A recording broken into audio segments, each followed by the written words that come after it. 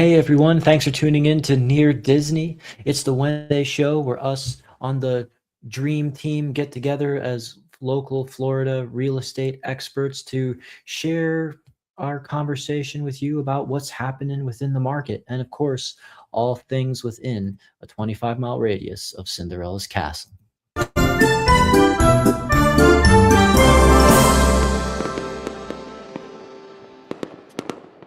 All right, hope that got everyone pumped. It's a Woo! catchy jingle to get you going. That's why Disney had so many musicals. So keeps things lively. It Um, does. Their music is awesome. Always has been. yes. And while we wait for some people to jump into the live stream, we'll just introduce ourselves real quick. I am Elijah Lewis with Florida in Motion Realty on Near Disney. They call me the Prince of Real Estate, and I'm wearing my Alice in Wonderland shirt. It says "Meet me in Wonderland," so I'm keeping it on brand here. And in the sort of Brady Square beside me, we have. I'm Sue Kopdiev. I am also with Florida in Motion Realty, and they call me Aurora. I am Sleeping Beauty, and we thank you so much for tuning in to our show tonight. Absolutely. Gosh, it's already 3 weeks into January. Oh, I doesn't know, it crazy. just fly? So we will keep things on brand with starting things off with Disney here. I guess the Frozen ride at Epcot will be closed next week for major changes. So basically, or actually, no, it'll probably be this week now. This article's a couple days old. So basically, Frozen Ever After will be closed for refurbishments and the kind of detail that's easier to handle when you know in advance. And you're trying to plan if you were setting aside time for Epcot and you are the biggest Frozen fan, and that for many people that's a must Right. ride there. Just know that it's going to be shut down for a little while. Not There's not an officially announced reopen date, but they are doing some refurbishments that are involving, let's see, like improvements to the characters on the ride, like Elsa, Anna, and Kristoff, and they'll try to, I guess, upgrade the animatronics throughout the ride and do some other quality of life improvements. Looks like this.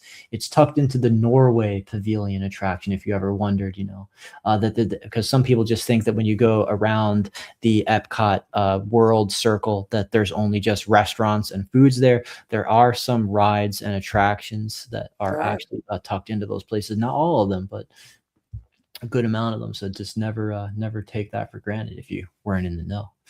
And basically, this is just a normal part of keeping attractions running smoothly, looking the best.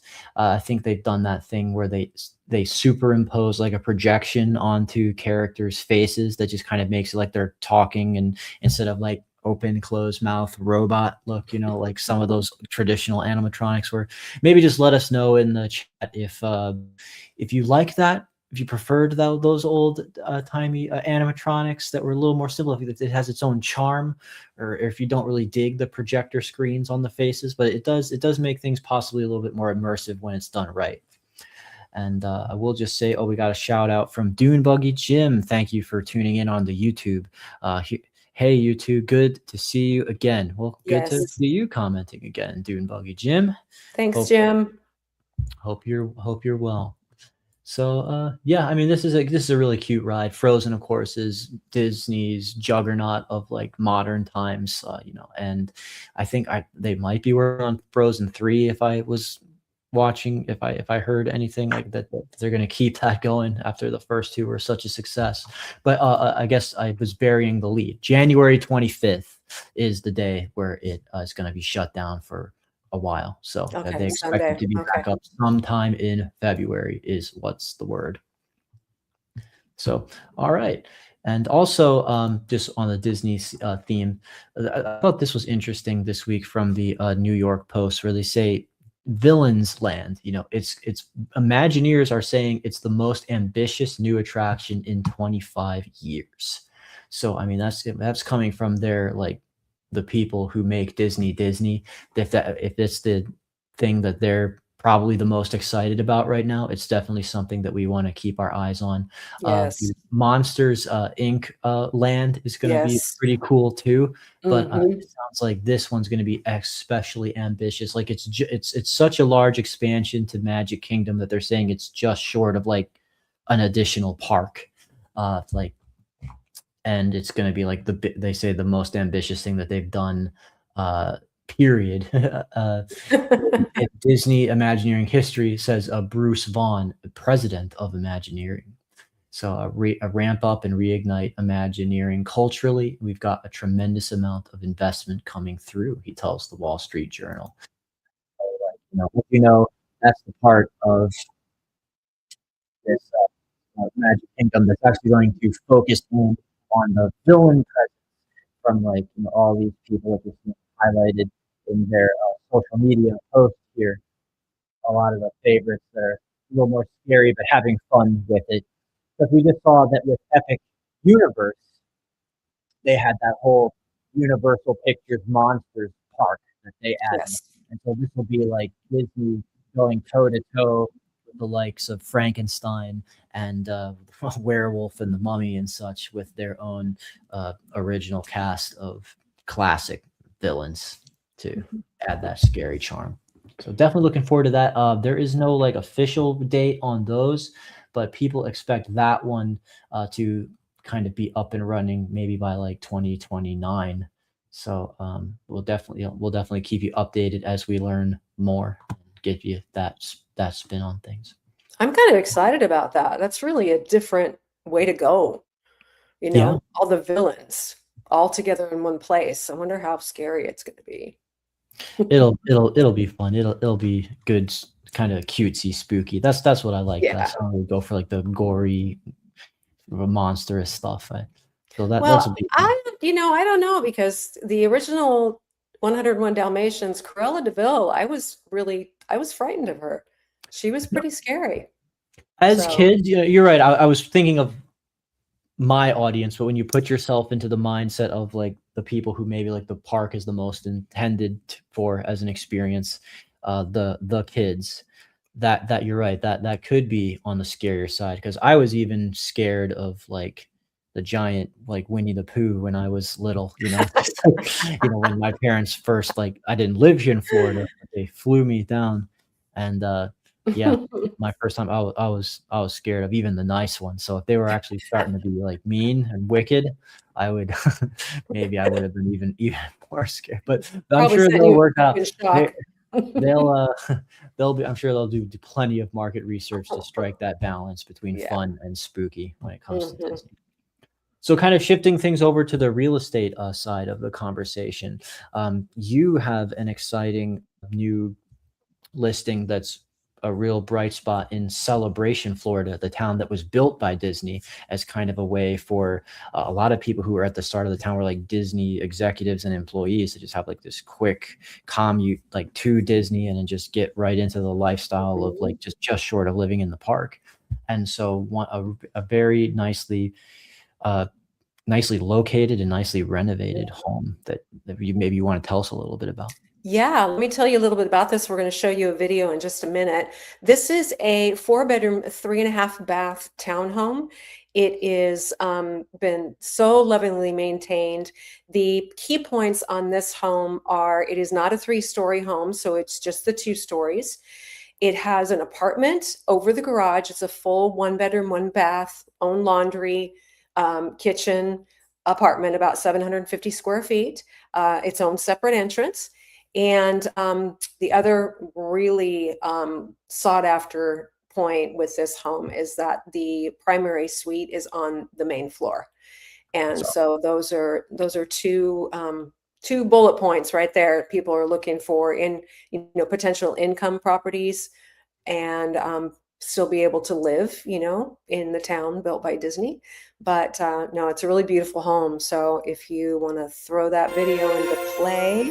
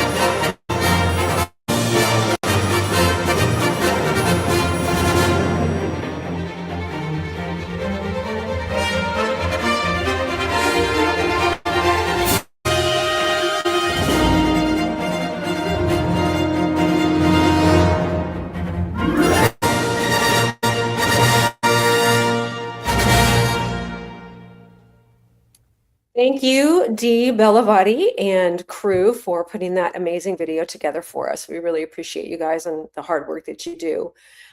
So a few more things I wanted to tell you about this townhome. It is 3,085 square feet, and the two bedrooms upstairs are actually really large for second and third bedrooms, Yeah, I even in noticed that. celebration.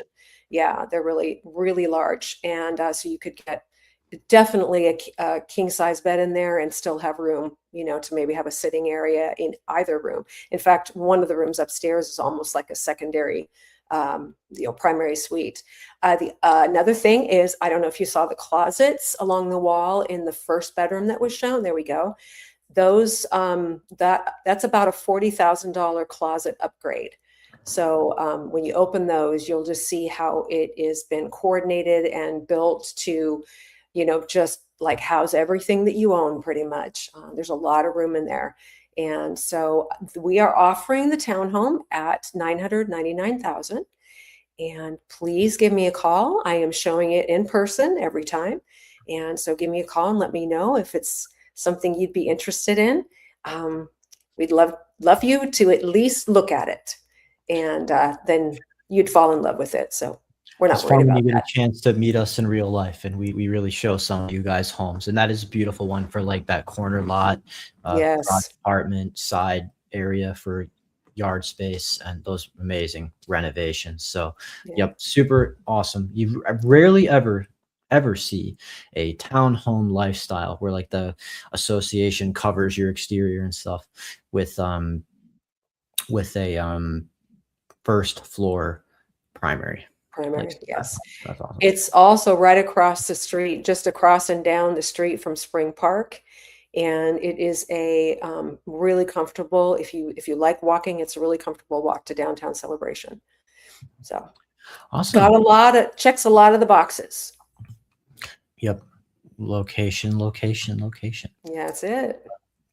So, one thing that I would bring up about an interesting article this week for the Central Florida area is that the Orlando City Commissioner, Shan Rose, was, I guess, trying to put out the word, and we'll join in this public a service announcement campaign as well, that like you will be starting to see driverless vehicles more around the area. So they're trying to get ahead of people being weirded out by that. It says driverless Waymo taxis could begin commercial service in Orlando as early as March, and they could be, yes, these taxis could be a common sight as Waymo moves closer to our city. Basically, they're saying that we want to make sure people aren't calling 911 when they see there isn't a driver in a car. Not everyone is so in the loop that they know that's kind of a thing now, and it could be a little bit alarming. So they're trying to put out the word that their plans were announced in November, and ever since they're trying to see this. It happened in Orlando after it previously launched in Miami. Right. The Waymo app lists Orlando services coming soon. That we've already seen multiple vehicles, testing it, have been spotted around like John Young Parkway. So that's just kind of fun to see.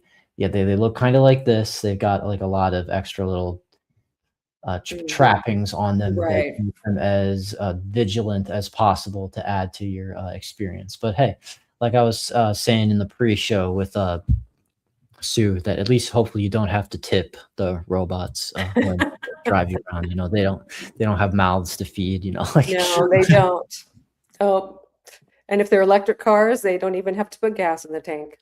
that's right. That's right. Just plug it in and go. So That's right. that's fun. So jumping off that, you found an article that was kind of talking about where the housing market stands as of like with 2025 wrapped up. Yes, it actually ended on a positive note, which is really, really good. Our single family home sales in Florida were up just under 1% year over year, and median prices stabilized. And this is a really good thing. Inventory levels suggest that we are returning back to normal season patterns, which is, we need more housing. There's a housing shortage, not just in Florida, but across the country. So It was we ended up with a stronger, more sustainable housing market, and by the end of the year, there were 255,000 closed sales of existing single-family homes, and compared to 2024, that is again the 0.9%. And so that's really, really good, really, really good. So condos, 88,000 of those were condos and townhomes. And so we have a lot of those in this area. And so I'm sure quite a few of them were ours, right? Just in this little, in the Sure. town built by Disney and 25 miles surrounding it. So yeah, let me see what else this said. That was it. The closed single family homes in December of 2025 totaled over 22,000. That's up 5.9% from December, just 1 year before that. Condo and townhouse sales were up 10.4%. And so people are still moving to Florida. I don't think it's not the caravan that was coming in for a couple of years there not too long ago, but we still have people coming in. They're wanting to experience this lifestyle and the sunshine and all the things to do here. And after living here for quite a few, several years now, I still feel like I'm kind of partly on vacation, especially if my route for the day takes me through any of the Disney property. So I feel like, I'm very fortunate to live here. And so, yeah. It's good not to take it for granted, so Yes, that's fine. exactly. As we kind of covered last week, I'll just leapfrog off that and just remind people that the average 30-year mortgage rates have been in the low sixes for a month, and they even did dip into the high fives like within the past weeks. So basically, stability like this in this range is a good thing to just see for people who are interested in making the plunge when it comes to getting a better rate than the market's been for the last couple of years. Like some people say, like we've got the best since 2022, basically, Mhm. right now for refinancing or buying right now. So that's great. This graphic from listing reports says that for buyers this is great for lower monthly payments, more buying power, easier cash flow to free up money for repairs, furniture, and savings, less interest over time, with that, lower interest rate. Because that is the part of the signing where people get a little, bummed out to see just how much they're paying when they chart it out month by month all the way for years, and how much of that is going to interest at first. For sellers, that's good because buyers can afford your home in greater numbers, more buyer pool and if your price range is higher, stronger demand with people being active, wanting to take advantage of interest rates, and then yeah, chance of multiple offers with that higher demand. Maybe Mhm. easier to negotiate without you having to give as much on the seller side, and uh, and of course, for refinancers, you can lower your monthly payment. Important to weigh the interest savings versus any refinancing fees. Of course, have that conversation with your lender. And opportunity to remove PMI. If your home value has increased, refinancing may eliminate PMI and lower your uh, payment further. And of Mhm. course, give you access to home equity, tap into equity for renovations, major expenses without any money you'd be saving with refinancing. So, yeah, good to remind you of those benefits to that. Yeah. And even if your mortgage isn't huge, it can still amount to a couple $100 a month in property mortgage insurance. So, the PMI. So Mhm. that's another really great reason to refinance. Absolutely.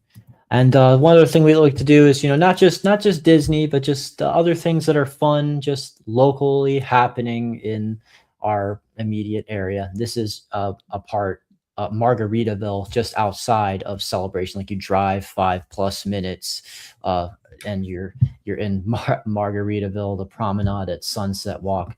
That just,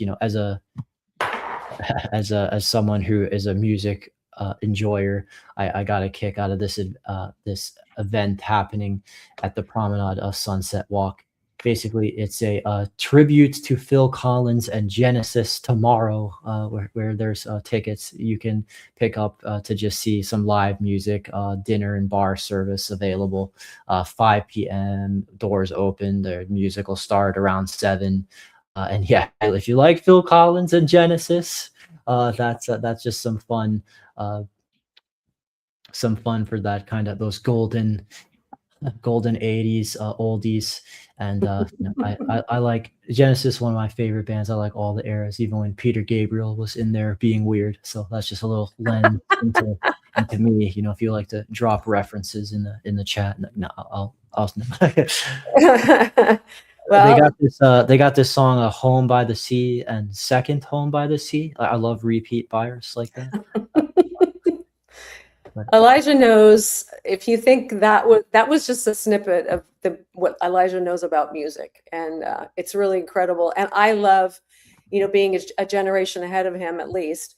I just love, seeing this younger generation, especially, really intelligent ones like Elijah, that really appreciate the music that I grew up with. And I think that's pretty cool. However, on the Margaritaville point, if you are not familiar with Margaritaville, do a search in YouTube near Disney Margaritaville.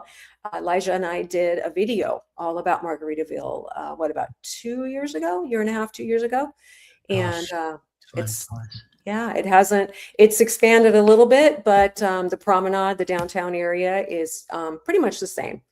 And so it'll give you a good idea of what's there and what to expect when you show up. It's a lot more to do than just go see the Phil Collins tribute. So oh yeah there's so many great shops and restaurants in that area, and cute housing. But hey, I just like to spread the word. Something to do tomorrow if you that's right for it, if you're so inclined.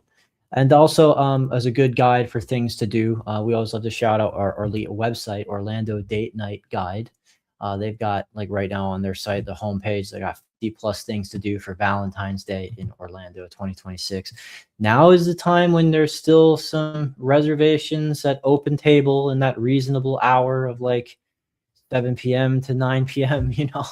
There were some things that just I was already looking and going, ugh, it's hard. It's going to be hard to find a table at Prado in Winter Park, I'll say. Probably right now, but some people book those like a year ahead of time. Yeah, so definitely check out if you want some help, want some ideas of what's cute, maybe try something different out of your per usual comfort zone. They got activities, they've got restaurants they can recommend to you. Oh, and we got another comment here. Justin, thank you so much for saying hello. Appreciate you. Hi, Justin. Appreciate you tuning in. Absolutely, catching us. We do this Wednesday, Friday, and Monday. Someone on our team will be bringing you updates about Central Florida and real estate. And yeah, definitely stay tuned. And we appreciate if you hit the like button or subscribe, because we're just gonna keep on going for 2026. That's right. That was pretty much all we had for you for stories this time. It was just the two of us. Normally have a bigger panel to share, but if you ever want to get in touch with us beyond just the chat or the comment section on these videos, our phone numbers are here for you to engage with us and talk to us about any questions you have about buying and selling in 25-mile radius of Cinderella's castle. And with that, we'll throw it over, I think, to Kim Hawk, the fairy godmother of real estate, to sign us off. So thanks for watching, everybody. Thanks for watching. Good night. Take care.